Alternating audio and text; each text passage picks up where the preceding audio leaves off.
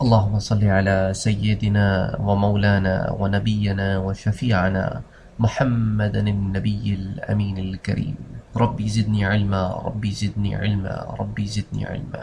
آج کے درس میں انشاءاللہ تعالی ہم قنوت نازلہ اور اس سے متعلق چیزوں کو ڈسکس کریں گے، اور چاروں ائمہ کرام کی سلسلے میں جو رائے ہے اس کو ڈسکس کریں گے تاکہ فقہی مسئلہ بھی سمجھ میں آ جائے۔ آج کل کے زمانے کا ایک بہت بڑا مسئلہ یہ ہے کہ جس نے 4 کتابیں پڑھ لی ہیں وہ یہی سمجھتا ہے کہ میں ہی حق پر ہوں اور باقی سارے لوگ جو ہیں وہ حق پر نہیں ہیں، اس لیے وہ دوسروں کو اپنی سمجھ میں آنے والا حق سمجھاتا رہتا ہے، اور ذہن اتنے تنگ ہو گئے ہیں اور معلومات اس قدر تنگ ہیں کہ ایک دوسرے کو سپیس نہیں دیتے، ایک دوسرے کو سمجھنے کی کوشش نہیں کرتے۔ اگر کوئی حنفی ہے تو وہ سمجھتا ہے کہ جو میرا طریقہ ہے وہ سب سے افضل ہے، اور اگر کسی شافعی یا مالکی یا حنبلی کا وہ عمل دیکھتا ہے تو اس پہ تنقید کرتا ہے اور کہتا ہے کہ ایسا نہیں ہے۔ تو یہ ایک بڑا المیہ ہے کہ ہم آپس میں ان مسائل پہ جھگڑ رہے ہیں جن سے فائدہ کسی کو حاصل نہیں۔ اگر امام ابو حنیفہ رضی اللہ تعالی عنہ رحمۃ اللہ علیہ ان کی اگر محنتیں اور کاوشیں ہیں تو امام شافعی، امام مالک اور امام احمد ابن حنبل کی بھی محنتیں اور کاوشیں ہیں۔ سب کو اللہ نے علم دیا، اور ان کے علم پر کلام وہ کرے جس کا علم ان کے مقام پر تو ہو۔ ہم جیسے جاہل لوگ اگر ان ائمہ کرام کے علم کے اوپر انگلی اٹھانے لگیں تو کام ہو گیا پھر۔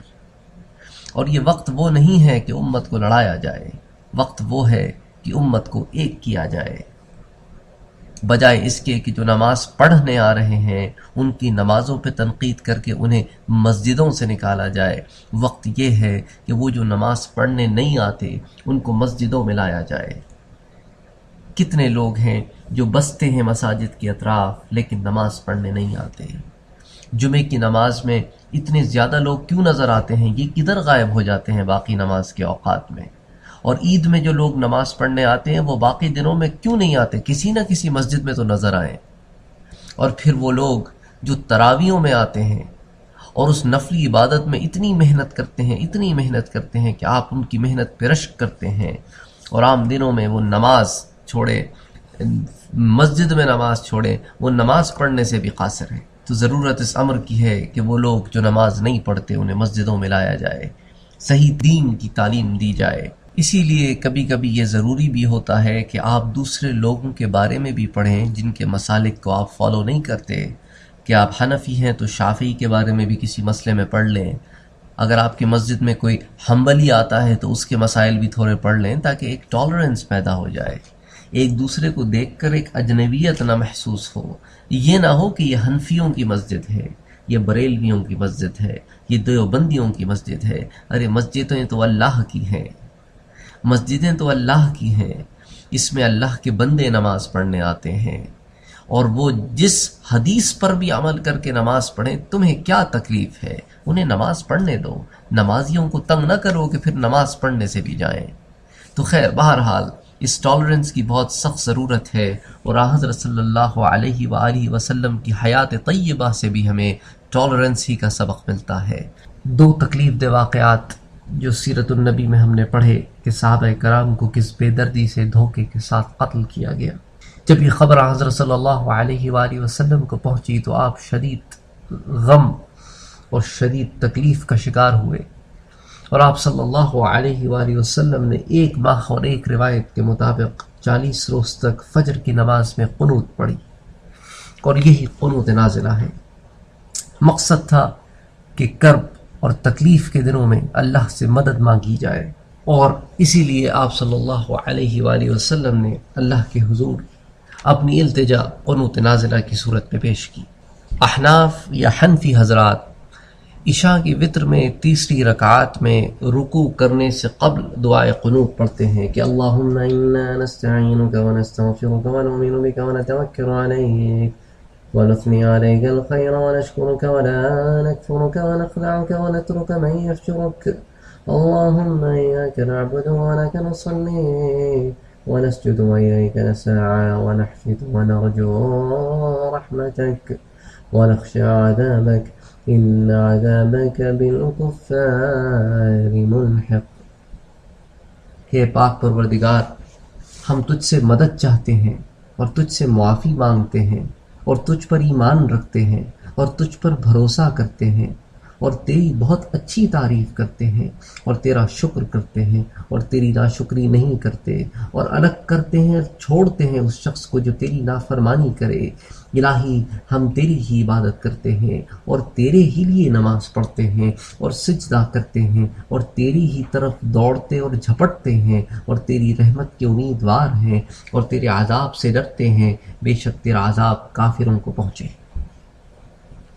اور حنابل یا حنبلی حضرات یا شافعی حضرات یہ دعائے قنوت پڑھتے ہیں رکوع کرنے کے بعد ہاتھ اٹھا کر، کہ آپ نے مکے کی تراویح میں بھی دیکھا ہوگا کہ اللہم اہدنا فیمن ہدیت وعافنا فیمن عافیت وتولنا فیمن تولیت وبارک لنا فیما اعطیت وقنا برحمتک شر ما قضیت انک تقضی ولا يقضى علیک وانه لا يذل من واليت ولا يعز من عاديت تباركت ربنا وتعاليت نستغفرك ونتوب إليك وصلى الله تعالى على خير خلقه سلم تسليما كثيرا كثيرا۔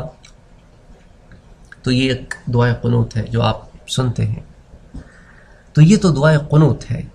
اب قنوت نازلہ جو ہے وہ فجر کے وقت پڑھی جاتی ہے دوسری رکعت میں، اور قنوت نازلہ کا میں آپ سے ذکر کروں گا اور پھر آپ کو بتاؤں گا انشاءاللہ تعالی کہ اس کے پڑھنے کے جو طریقے ائمہ کرام کے درمیان جو اختلاف ہے، اور اس اختلاف کی وجہ یہ نہیں ہے کہ ان میں کوئی جھگڑا تھا، اور اس اختلاف کی وجہ سے آپ بھی نہ جھگڑیے، اختلاف بیان کیا جاتا ہے تاکہ آپس میں ایک دوسرے کے لیے ٹالرنس پیدا ہو، اسی لیے اختلاف بیان کیا جاتا ہے کہ بھائی اس کو پڑھنے کا یہ طریقہ بھی موجود ہے، یہ طریقہ بھی موجود ہے، یہ طریقہ بھی موجود ہے اور یہ طریقہ بھی موجود ہے۔ تو براہ مہربانی جب آپ کسی اور فقہ کے آدمی کو کوئی عمل کرتے دیکھیں تو اسے نکتہ چینی کرنے کے بجائے پہلے اس عمل کو سمجھنے کی کوشش کریں۔ تو یہی مقصد ہے اس پورے لیکچر کا آج کے۔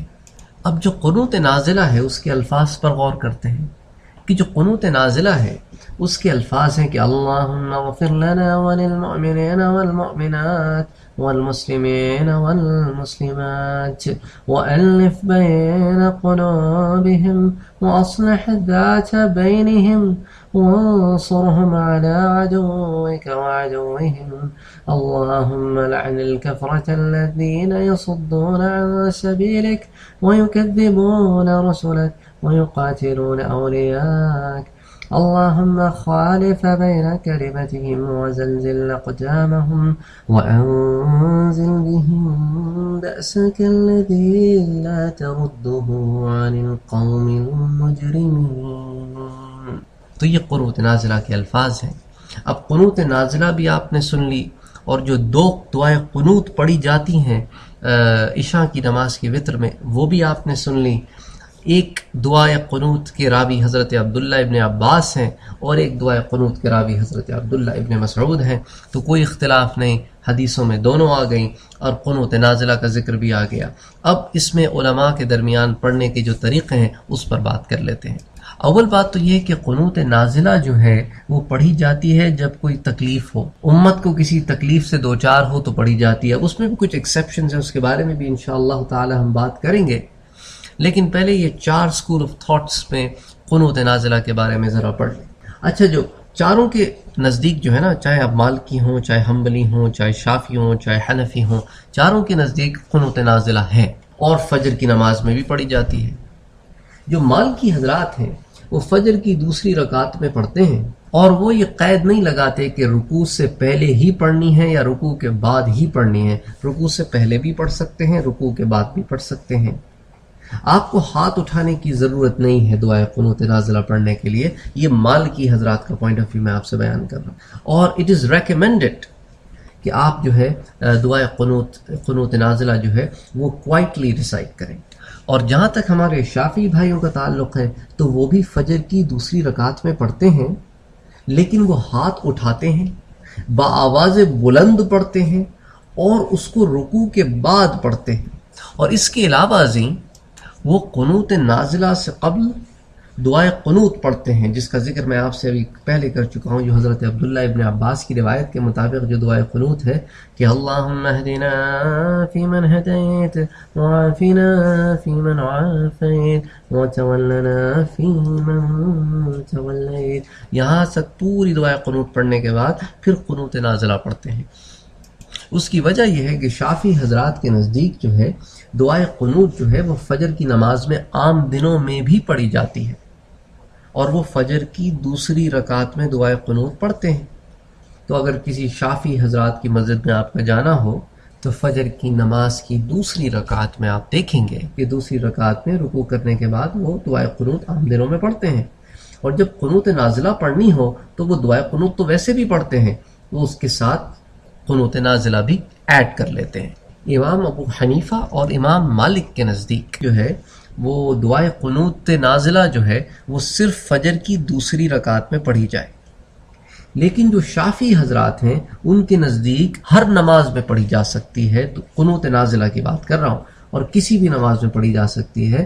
اور اس کے پیچھے ان کی رولنگ یہ ہے، وہ یہ کہتے ہیں کہ بھئی دیکھو مسلمانوں پر مصیبت تو ہر وقت پڑتی رہتی ہے، تو جب مسلمانوں پر مصیبت کا وقت ہو، انسان جو ہے جب فرض نماز کے لیے کھڑا ہو تو وہ قنوت نازلہ پڑھ سکتا ہے. اچھا، پھر ایک اور بات جو شافعی حضرات بیان کرتے ہیں کہ قنوت نازلہ پڑھنے کے لیے آپ کو جماعت کی نماز کا اہتمام کرنا ضروری نہیں ہے. اگر آپ انڈیویجول انفرادی نماز پڑھ رہے ہیں تو بھی آپ قنوت نازلہ پڑھ سکتے ہیں. اور اگر ظہر کی نماز میں بھی پڑھ رہے ہیں یا عصر کی نماز میں بھی پڑھ رہے ہیں تو وہ صلاۃ السر ہیں، یعنی اس میں آپ نے آہستہ پوری نماز پڑھنی ہے. لیکن شافعی حضرات کے نزدیک قنوت نازلہ بآواز بلند پڑھی جا سکتی ہے ان نمازوں میں بھی. تو یہ شافعی حضرات کا پوائنٹ آف ویو ہے. مالکی حضرات کا پوائنٹ آف ویو میں آپ کو اس سے پہلے بتا چکا ہوں، اور مالکی حضرات کے نزدیک قنوت نازلہ جو ہے وہ صرف فجر کی نماز میں پڑھی جا سکتی ہے. اور حنبلی حضرات کہتے ہیں کہ بھئی جو قنوت نازلہ ہے وہ صرف اور صرف پڑھی جائے جب حالات خراب ہوں اور سنگین خراب ہوں اور اللہ سے مدد مانگنے کے لیے پڑھی جائے، لیکن اگر تعاون ہو تو نہ پڑھی جائے. اور احناف کے نزدیک بھی یہی رائے ہے، جو حنفی حضرات ہیں وہ بھی یہی کہتے ہیں کہ قنوت نازلہ جو ہے وہ صرف کلیمٹیز میں پڑھی جائے، جب حالات بہت زیادہ شدید خراب ہو جائیں تو اللہ سے مدد مانگنے کے لیے پڑھی جائے. لیکن بالکل شافعی حضرات کے طرح حنابل بھی یہی کہتے ہیں کہ کسی بھی نماز میں قنوت نازلہ پڑھی جا سکتی ہے بجس نماز جمعہ کے. تو یہ حنابل کا پوائنٹ آف ویو ہے، لیکن تعاون میں نہیں پڑھی جائے گی. علاوہ ازیں وہ یہ بھی کہتے ہیں کہ صرف امام پڑھ سکتا ہے، جیسے شافعی حضرات کہتے ہیں نا کہ انفرادی نماز ہو کہ اجتماعی نماز ہو، کسی بھی صورت میں قنوت نازلہ پڑھی جا سکتی ہے. حنابل کہتے ہیں کہ صرف امام پڑھ سکتا ہے، اور وہ بھی رکوع کے بعد پڑھ سکتا ہے. اور یہ سنت ہے کہ جو مقتدی ہیں وہ ہاتھ اٹھائیں اور اپنے ہاتھ پھیلائیں اپنے سینے کے سامنے دعا کی حالت میں، اور امام جو ہے وہ قنوت نازلہ پڑھتا رہے. اور اس کے بعد جب قنوت نازلہ پڑھی جا چکے تو سب لوگ اپنے ہاتھ جو ہے وہ اپنے منہ پہ پھیرے.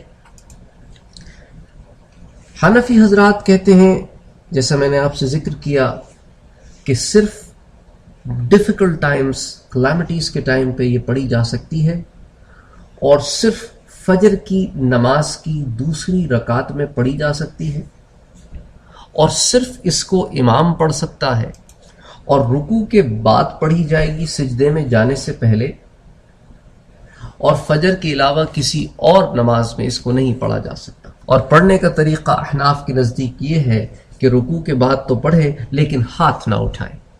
اور احناف کے نزدیک فجر کی دوسری رکعت کے علاوہ قنوت نازلہ کسی اور رکعت میں، کسی اور نماز میں نہیں پڑھی جا سکتی، اور امام کا پڑھنا شرط ہے. تو یہ باتیں تھیں جو قنوت نازلہ کے ضمن میں آپ سے 4 schools of thoughts کے ذکر کرنا چاہتا تھا. تو اور اس کا مقصد جیسا کہ میں نے آپ سے پہلے بیان کیا تھا صرف یہی تھا کہ یہ بات واضح ہو جائے کہ چاروں اسکول آف تھاٹس میں قنوت نازلہ ہے. پڑھنے کے طریقے میں تھوڑا سا فرق ہے، لیکن ٹالرنس کے تحت ہمیں ایک دوسرے سے ان بیسک معاملات میں نہیں الجھنا چاہیے، کیونکہ سب کے پاس سند ہے، اور ایسے لوگ جو امت کو لڑاتے ہیں ان سے پرہیز کریں، اور ایسے لوگوں کے ساتھ جڑیں جو امت کو جوڑتے ہیں، کیونکہ وقت ہے امت کو جوڑنے کا، نہ کہ امت کو توڑنے کا۔ وما علینا الا البلاغ۔ اللہم صل علی سیدنا ومولانا وحبیبنا وشفیعنا محمد النبی الامین الکریم صلی اللہ علیہ وآلہ وسلم۔